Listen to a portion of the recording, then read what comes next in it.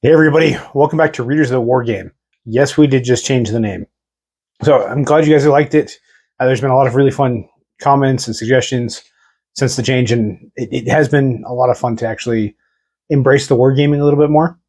But today we are diving into something that I think really does the title justice, and that is the top 5 Warhammer 40k authors, in my opinion.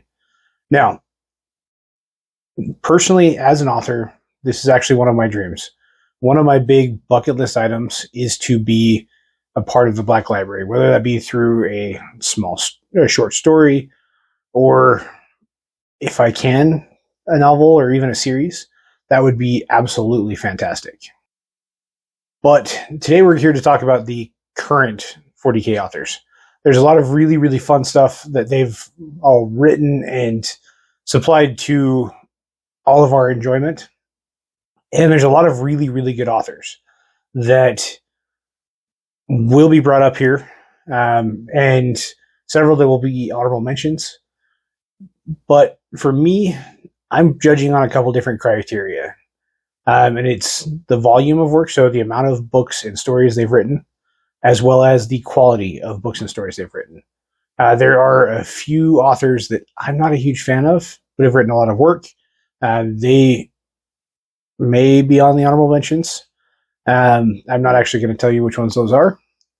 But there's also one on this list who doesn't have a lot of books, but the book quality is fantastic.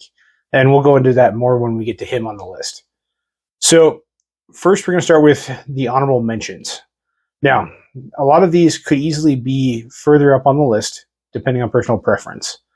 There's a couple of them here that are just on here because I haven't read them as much. They've written stuff that I just haven't had time to get to yet, so they may climb the list as I get to them more. And there's a couple on here, or one on here that unfortunately has only had a couple short stories, but I absolutely love his work. And there's one on here that I just don't like his writing style. There's a lot of people who absolutely love him. I just don't. I can't get behind it. So, first one, James Swallow. I just haven't read him. I really haven't. He's done a couple of the Horus Heresy books that I've read. I did like those. So he's definitely on my list to read further after I finish the Heresy. Gav Thorpe is also on there for pretty much the same reason. I did enjoy several of his books as well, or several of his stories as well, I should say. I think most of his stuff in the Heresy, besides the Dark Angel stuff, was short stories. And the Dark Angel stuff was pretty good. So I'm going to be looking into both of those later. Another one is Michael Haspel. I absolutely love his stories. I love his books as well outside of Warhammer 40k. I've had the pleasure of meeting him and being on some panels with him as well. And he's absolutely one that I wish would be in 40k more. He does bring a little bit of a different take than a lot of other authors for Warhammer 40k. So I do hope he's in there more. I don't know if that's going to be a case from the last time I talked to him, but still hoping. And the last one is Graham McNeil. Graham McNeil is a fantastic author. I just struggle to really get behind the amount of gore he uses. He just seems to take it one step further than I can enjoy. Point where if I'm listening to audiobooks, I have to skip forward, or if I'm reading a book, I have to flip a page. It's entirely a personal thing, I'm aware. So if you're a fan of his, great. That's awesome. And if in your opinion he should be a lot higher on the list, let me know in the comments below. To be fair, I honestly can see it. The only reason he's an honorable mention and not higher on the list is entirely my personal preference. So, like I said, if you're a big fan of his, let me know in the comments below. I understand. I really do. There's a lot of authors in a lot of genres that I think are a lot higher on lists than they are, or than they are often placed, but that's just how it works. So let's dive into it. We're going to go 5 to 1, and we'll discuss a little bit about who they are and go into a little bit more about why they're on that list and why they're in that position on that list. Now, first off is Aaron Dembski-Bowden at number 5. He's mostly on this list because I haven't read all of his stuff. He has a lot more stuff that is very highly touted that I haven't read. I have read the Night Lords trilogy. I absolutely loved the Night Lords trilogy. not the best book or trilogy I've read in Warhammer 40k, but is definitely high up there on that list. So he absolutely should be on this list. He does have. Oh, I also did enjoy the first Heretic a lot too. I absolutely hate Erebus, but that story was very, very well written. So I do have to give him credit there as well. He does have a lot of other books in the Black Library that I have not had a chance to read yet. So he may climb the list as I read those. But for now, I'm putting him at number 5. Now, number 4 easily could be flipped with number 5. I've just read more. And that's John French. John French has a writing style that I really enjoy reading. It's not exactly the style I write when I write personally, but it is one I enjoy reading. He does enjoy a lot more of the philosophical and the psychological nature of characters, which is absolutely fantastic. It's an approach that you see with Joe Abercrombie. I don't know why his name ran away from me, but Joe Abercrombie does that as well in a very different way, but that trait is something I really enjoy in all of Abercrombie's books. So that's why I put John French here. His Inquisition series, the Arcs of Omen, were fantastic. And the Ahriman trilogy is absolutely one of my tops. It honestly was probably the top non-Horus Heresy books and series until very, very recently. And it went, well, besides Gaunt's Ghosts. Prior to some very recent reads, it was always Gaunt's Ghosts, the Ahriman trilogy, and the Night Lords trilogy. Excuse me, I got tongue-tied there. And those 3 trilogies had kind of always been the staple that I judged a lot of the other 40k books on. And because of that, he is at 4. And to be clear, yes, he's at 4 now because of some recent reads. They kind of rearranged this list and honestly led me to discover a few other authors that are a lot higher on this list because of it. And just based on that, you might not be able to guess which one I have at number 3, but you can guess what's number 2. But we'll get to that in just a minute. So we have 2 core 40k authors at 5 and 4. Number 3 has honestly some of the best books that I've read in the 40k universe. They're the ones that just resonate with me far more than pretty much anything else. But he doesn't have a large collection, well, as large a collection as 5 and 4, or as 1 and 2. He's fairly new to the 40k universe, but he has hit like a tornado. Absolutely becoming one of the fan favorites, and honestly one of all of the Black Library representatives' favorites as well. It's pretty obvious. He's getting pegged to do a lot of the major headline stories, and it's for good reason. He kicked it off with The Infinite and Divine and The Fall of Cadia, and he's pegged for 2 others that are coming out in the next 2 years. So he will, I fully suspect that Robert Rath will quickly become a staple in the Black Library. I would not be shocked to see him take off and gain momentum to the point that he becomes the future of the Black Library. You have a few of the other authors in that list that are not done writing, but have been writing for the Black Library for a long time.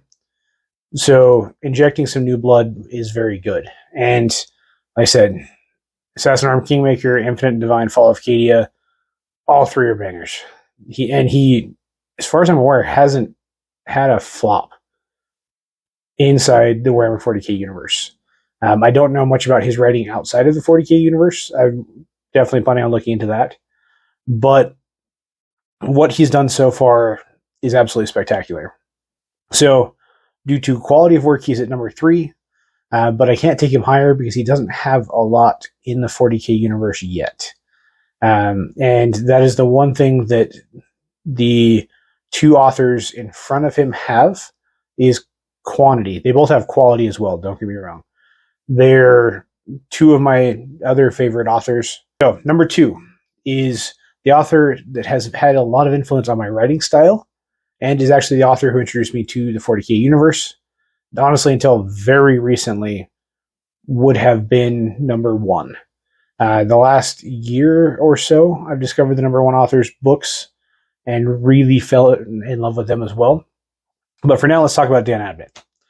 Dan Abnett is a masterclass in walking that grimdark line that a lot of authors struggle with. If you don't know, grimdark is is what the 40K universe is. It's that universe where no one's the good guy, and the end result of life is often just as bad as life is in general. There's no real hope for the future, and it leaves you struggling to embrace the characters and root for some of the characters. But there's a line that an author has to walk in the grimdark world. Another great example of this is Game of Thrones, where you have to give the reader just enough hope for those characters that they can see the happy ending. They may never get it, but they can see it. Because if they can see a happy ending for a character, they'll invest in the character. That's something Dan does very well. Between all of the ghosts and Garville Loken in the beginning of the Horus Heresy series, he's very good at investing just enough hope into characters that you keep chasing the hope with the character, hoping that they can dig their way out. Even with the Heresy, you know they won't. But he makes them so relatable and feeling like they're just about there. And it's so good. And it's something I've striven to do in my writing across the board. And it's honestly the author I identify my writing style with the most is actually Dan. So if you like Dan's books, check out mine as well. Got to get that plug in there. You can find those at my website, www.tylertartar.com, or on Amazon. But now let's get back to that list.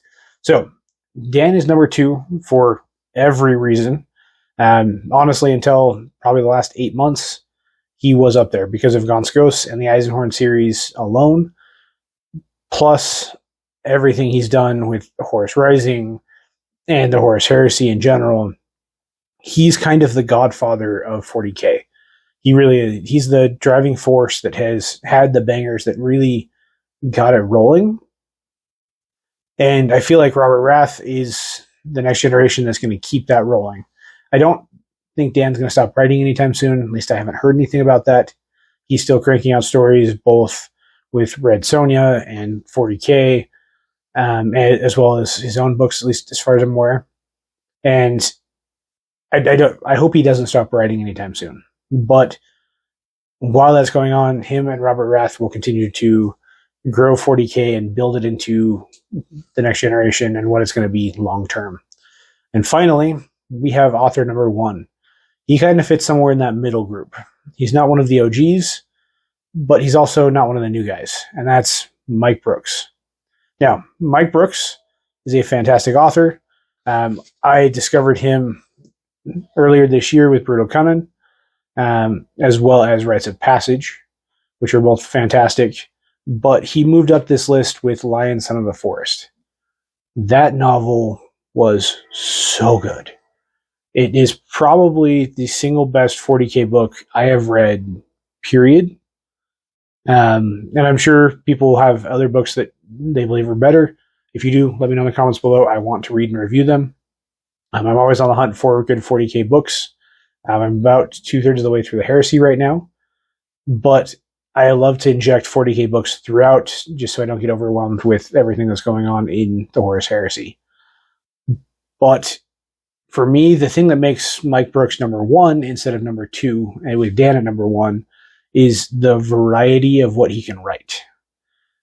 Mike can write well, whether it be the kind of jokey, semi-comical dark humor of Brutal Cunning to the deep, almost epic fantasy level writing style of Lion, Son of the Forest, or the political intrigue of Rites of Passage, or the thriller of Once a Killer. He can write pretty much anything that can be kind of loosely connected to the 40K universe. And that skill of writing really good stories across the board is something that you don't really see from a lot of authors, and that skill makes him number one. Now, if you disagree with this, let me know in the comments below. Let me know if there's also any authors that you think I should have put on this list. I'm sure I've missed a few, and let me know why. Who's your favorite author, and why are they your favorite author in the Black Library? I'm hoping to do some more deep dives into these authors and their books with some book reviews. I've already done a few. I have a banner pop up here for Alliance of the Forest, as well as Assassinorum Kingmaker here in a few seconds, to give you guys a little bit of view of what my reviews are like. On top of that, I also do lore-based armies. The most recent one that we just did last week was based on Lions of the Forest, which was a lot of fun to do, and I'm looking forward to doing some more. Next week, we're going to do one of Dan's books, and we're going to target the Gaunt ghosts in general. It was a little harder to do one specific book, because in the books you don't see the full breadth of the ghosts. So I kind of had to pull from all of the Gaunt Ghost series to create an entire list of just ghosts. So stay tuned next week for those.